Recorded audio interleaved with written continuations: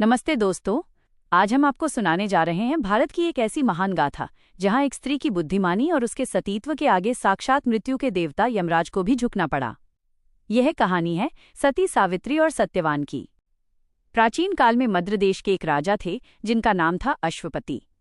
उनकी कोई संतान नहीं थी।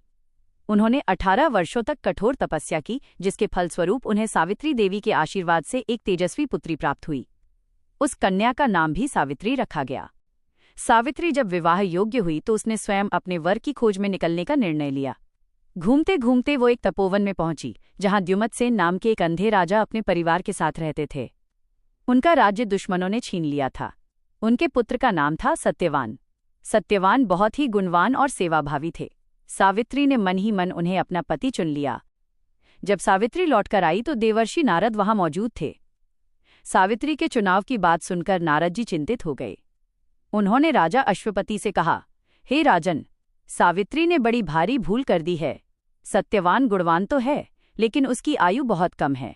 आज से ठीक 1 वर्ष बाद उसकी मृत्यु हो जाएगी। ये सुनकर राजा व्याकुल हो गए, लेकिन सावित्री अपने निर्णय पर अटल रही। उसने कहा, पिताजी, पति का चुनाव केवल एक बार किया जाता है। अब जो भी हो, सत्यवान ही मेरे पति होंगे। सावित्री और सत्यवान का विवाह हो गया। सावित्री राजमहल छोड़कर जंगल की कुटिया में रहने लगी। उसने अपने राजसी वस्त्र त्याग दिए और सास ससुर की सेवा में जुट गई। जैसे जैसे समय बीतता गया, सावित्री के मन की घबराहट बढ़ती गई। उसे नारद जी द्वारा बताया गया वो काला दिन याद था। अंततः सत्यवान की मृत्यु का दिन आ पहुंचा। उस दिन सत्यवान लकड़ियां काटने के लिए जंगल जाने लगे तो सावित्री ने भी साथ चलने का आग्रह किया। जंगल में लकड़ियां काटते समय अचानक सत्यवान के सिर में असहनीय दर्द हुआ। वह निढाल होकर सावित्री की गोद में सिर रखकर लेट गए। तभी वहां एक काली छाया दिखाई दी। वो साक्षात यमराज थे। यमराज ने सत्यवान के शरीर से उनके प्राण निकाले और दक्षिण दिशा की ओर चल दिए। सावित्री चुपचाप उनके पीछे पीछे चलने लगी। कुछ दूर जाने के बाद यमराज ने पीछे मुड़कर देखा और कहा, हे पुत्री, अब तुम्हारा और सत्यवान का साथ यहीं तक था। अब तुम वापस लौट जाओ। सावित्री ने बड़ी विनम्रता से कहा, भगवन, जहां पति जाते हैं वहीं पत्नी को जाना चाहिए। यही धर्म है और आपकी संगति तो हमेशा कल्याणकारी होती है।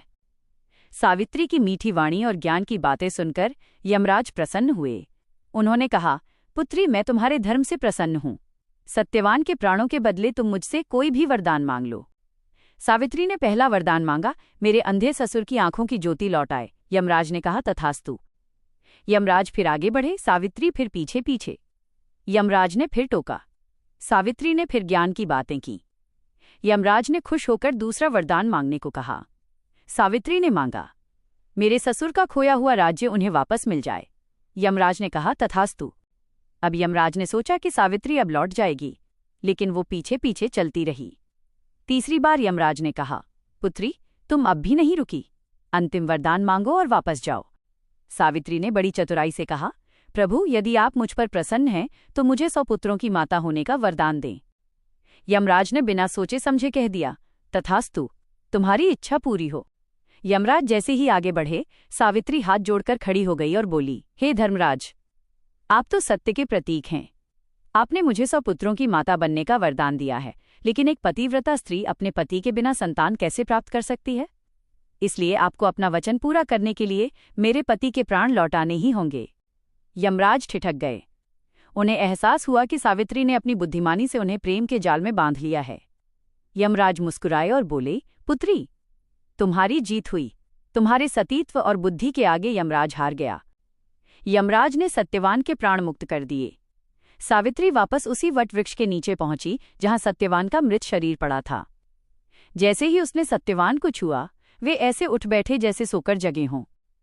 सावित्री की दृढ़ इच्छा शक्ति और बुद्धिमानी से न केवल उसके पति को जीवन दान मिला, बल्कि उसके परिवार को खोई हुई खुशियां और राज्य भी वापस मिल गया। इसीलिए आज भी सावित्री को भारतीय नारी की शक्ति और निष्ठा का प्रतीक माना जाता है।